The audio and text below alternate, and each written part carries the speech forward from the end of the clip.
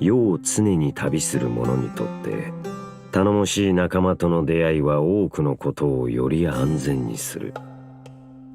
スメール出身のディシアはまさにそれに当てはまる人物だ。傭兵ではあるものの、彼女はただの戦士ではない。聡明、勇敢、誠実、それらの優れた気質がその身には満ちている。何か依頼があるのか？幼い頃から傭兵団と共に過ごしてきたディシアは豊富な実務経験と優れた戦闘力を併せ持つ。彼女は剣術と体術を炎元素の力と組み合わせることで雇い主を守ると同時に様々な依頼をこなしている。最適な行動時間をつかむことでリスクは回避でき、任務を速やかに完遂できる。ディシアがチームにいるとき、日中自身キャラクターの移動速度が上がる。この効果は秘境や正当領域、新境螺旋では発動しない。通常攻撃は両手剣と体術の組み合わせによる最大4弾の連続攻撃を行い物理ダメージを与える。銃撃では持続的にスタミナを消費し、素早く連続で斬撃を繰り出す。銃撃終了時にはより強力な一撃を放つ。元素スキルでは戦況に応じて独自に編み出した戦闘技を繰り出す。フィールド上にディシア自身の上縁剣獄が存在しないとき、上縁怒涛を発動する。炎範囲ダメージを与え、上縁剣獄領域を生成する。フィールド上にディシア自身の上縁剣獄が存在するときは、剣域支援を発動する。跳躍攻撃で炎範囲ダメージを与え、新たな位置に上縁剣獄領域を再生成する。この方法で再生成された領域は元の継続時間を引き継ぐ。なお1回の上縁剣獄継続時間中に剣域支援は1回のみ発動可能だ。領域内の敵がダメージを受けると、上縁剣獄はディシアの攻撃力と HP 上限をもとにより系攻撃を発動し、炎範囲ダメージを与える。これは短時間ごとに1回のみ発動できる。またフィールド上にいる本領域内の仲間の中断耐性をアップさせる。さらに受けるダメージを一部カットし、赤稜の地に蓄積させてディシアが一定時間ダメージを肩代わりする。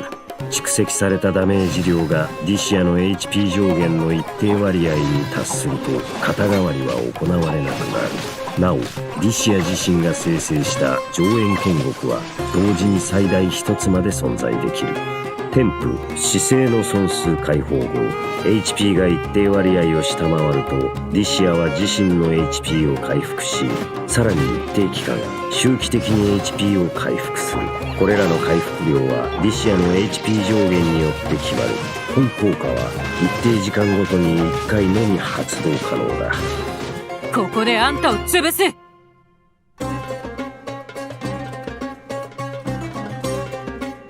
元素爆発では灼熱の怒りを解き放ち、動きに制限を与える体験を手放して支援獅子状態に入り中断耐性をアップする。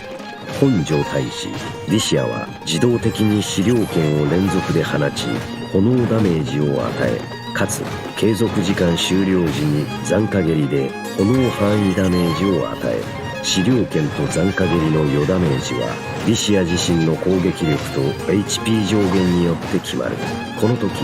ディシアは銃撃落下攻撃を行えず、通常攻撃と元素スキルは炎砲連打に変わる。資料剣を発動した後短時間内に炎砲連打を発動すると次の資料剣の発動速度が上昇する。発動時ディシア自身の元素スキルで貼られた上縁剣獄領域がある場合、それを回収する。支援獅子状態終了時元の継続時間を引き継いだ領域を新たな位置に再生成する。天賦惜しみなき浮翼解放後溶鉄流獄剣域支援または炎光獅子神で上縁剣獄を回収すると赤稜の血によるダメージが一定時間軽減される。この効果は短時間ごとに1回のみ発動できる。また溶鉄流木上縁怒涛を発動してから短期間チーム全員に料金の低状態を付与する。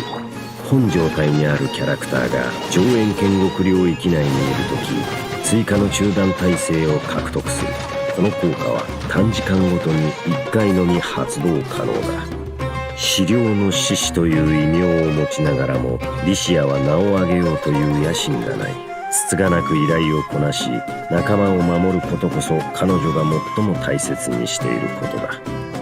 リシアの主な戦闘手段は元素スキルだ。上縁剣国を元素スキルで生成しフィールド上の仲間をサポートして一部ダメージを肩代わりしながら連携攻撃を仕掛けていく。機を見計らって元素スキルを再度発動すれば剣域支援により再び炎範囲ダメージを与えられる。元素エネルギーが溜まったら元素爆発で支援獅子状態に入り敵に炎砲連打を放ち資料剣の速度を上げ状態終了時には残波蹴りを見舞う。熱炎を斧が爪や牙として振るうといい。